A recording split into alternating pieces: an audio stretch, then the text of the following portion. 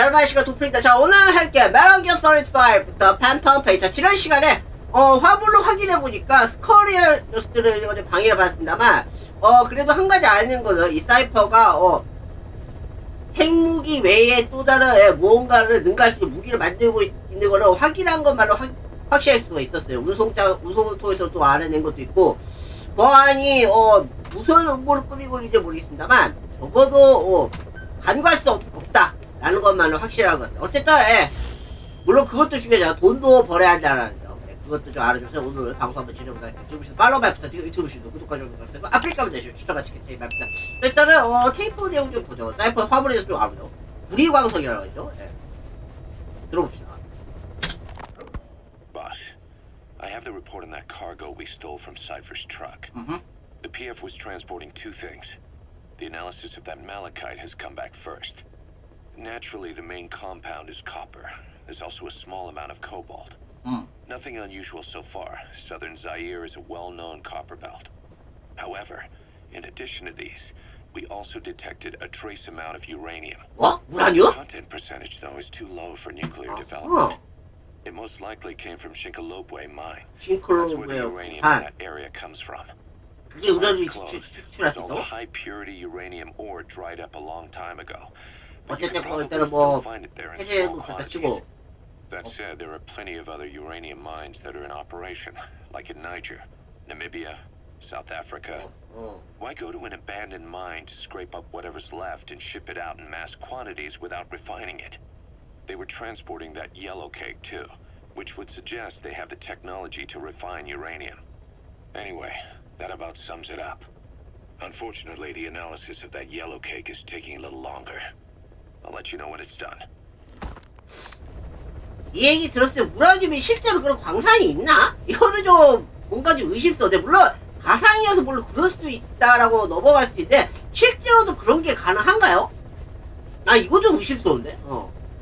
어쨌든 일단 뭐 그렇다 치고 나중에 한번 봐야겠지만 어쨌든 일단 보죠. 여기 옐로 케이크 즉 그 우라늄 정제를 하는 그런 게 있거든요. 핵무기를 만들 수 있는. Boss, sorry to keep you waiting. We finally finished analyzing that yellow cake Cypher was moving. There was nothing unusual about the composition of the yellow cake itself. Most of it was oxidized uranium, being impurities, various metals as well as traces of organic matter. What's interesting is the composition of these impurities. When we checked them against the impurities found in the copper ore, it was clear the yellow cake didn't come from 신콜로브웨. Meaning they went to the trouble of mining two sources of uranium, then transported them together in different states. Another thing, we detected a very thin layer of highly enriched uranium in the middle of the yellow cake. Now that is very interesting. It may not be a lot, but it points to the existence of uranium enriching technology. After all, yellow cake can't naturally produce highly enriched uranium. If they could mass produce this, they'd be just one step away from a gun barrel type nuclear bomb. But uranium enrichment requires advanced technology and a large-scale facility. If that kind of place existed in Zaire, the Soviet Union wouldn't sit idly by. And there's another question. Where were they transporting the yellow cake and malachite uranium? The first place that comes to mind is South Africa. The government was supposed to have abandoned nuclear weapons development after caving to international pressure. But rumors persist that it's continued in secret. Plus, CRS were escorting the truck, and they're based out of South Africa. And then South Africa does have an abandoned test site. Cypher's involved with nuclear development in South Africa. But how would that fit with their weapon to surpass Metal Gear? We need more information. 자, 일단은 이렇게 내용 봤었을 때는 분명히 메탈기어 능가할 무기가 있다라는 얘기는 거 봐가지고 사이라토프스도 뭐 예외는 아닐 수도 있을 거예요. 절대 그것도 예외 아닐 테니까. 그렇지만 아직까지 의구심이 남아있다라는 건 확실한 거 같지. 자, 그러면 신콜로브웨 광산 여기 한번 보자고. 신콜로브웨. There's a name I haven't heard in a while. The U.S. bought a lot of uranium from 신콜로브웨 mine during World War II for the Manhattan Project. They even sent a squad from the Army Corps of Engineers to reopen the mine after it was flooded. That's how good its uranium must have been. With that, the world's first nuclear test was a success. 신콜로브웨 uranium might have been used in the Hiroshima and Nagasaki bombs too. Just hearing its name is like seeing all the phantoms of the war rise up to haunt us. But all the uranium's dried up, and the mine's been closed for years. So someone reopened it. Right. Zero-risk security seized control of the area and were forcing locals to work in it. And the Zairean government was getting a slice of what they took in exchange for looking the other way. Mobutu has to finance his tastes somehow. He'll gladly sell the rights to some old mine. The question is, why would zero-risk security do this kind of thing? Or rather, why were their employers, Cypher, interested in an abandoned mine? They'd be getting trace amounts of uranium, yet to the naked eye it appears to be ordinary malachite, meaning security would be lax. Not a very efficient way of obtaining it, but easier to move. But how would they enrich it at its destination?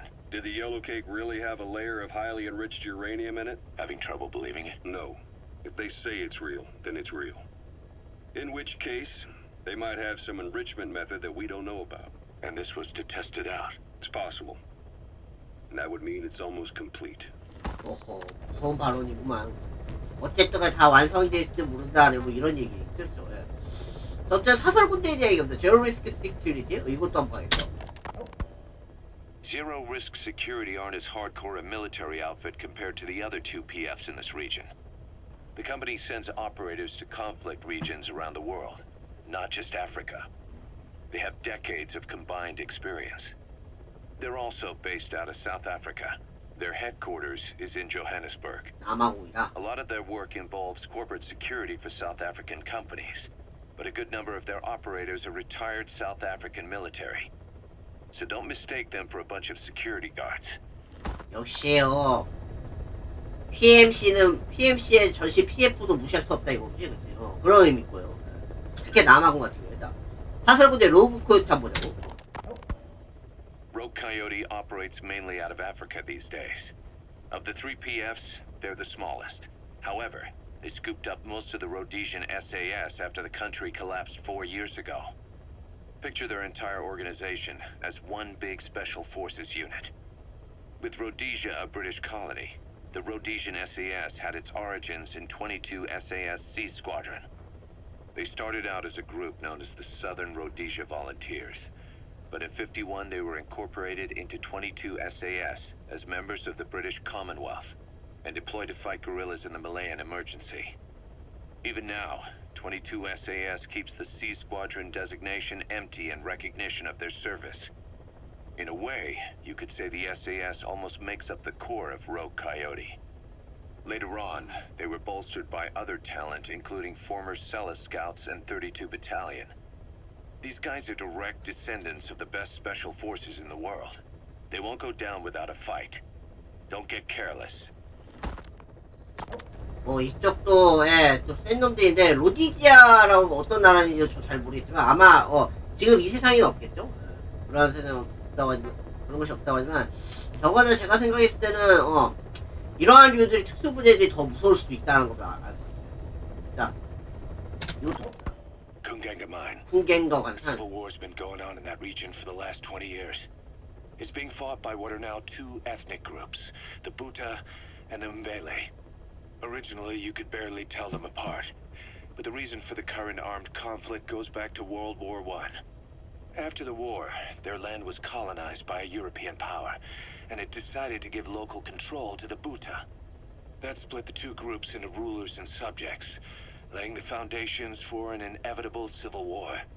The friction between them remained even after they won independence from Europe. The Buta are holding on to power to this day, and the Mbele rebels continue to fight back. The conflict is funded by locally mined gold, rare metals, diamonds. They've used the money from those to arm themselves, buy oil, and even hire PFs. The Buta administration owns the mining rights to Kungenga Mine. But most of the laborers are Mbele, who they've taken prisoner. The product they've gouged out of their land is bought up by cheap Western corporations. And the civil war is fueled by the profits. That's how it goes. One country's people is split apart by another country. Then the two groups tear up their own land for money in order to fight each other. Now this civil war started by a foreign power is the norm, and it's sucking up all the country's resources. PFs are just the same. They follow the money, taking war with them wherever they go. That goes for us too. It's an endless river of bloody retaliation, and we're standing downstream. Should we make a stand and staunch the flow? Or wade in amongst the corpses and make a bigger splash than the rest? We'll follow your lead, boss. 마치 블러드 다이아몬드처럼 그런 거다 이거지. 뭐 저기서 이제 인종 대립이랑 일으킨 거는 적어도 알다시피 유럽의 그 아프리카의 식민지를 삼는 것 자체가 잘못된 거라고 봐도 무방할 거예요. 좀 슬픈 얘기겠지만 어쨌든 보상스럽긴 하고요. 일단은 지금은 이제 사이드업스에 가가지고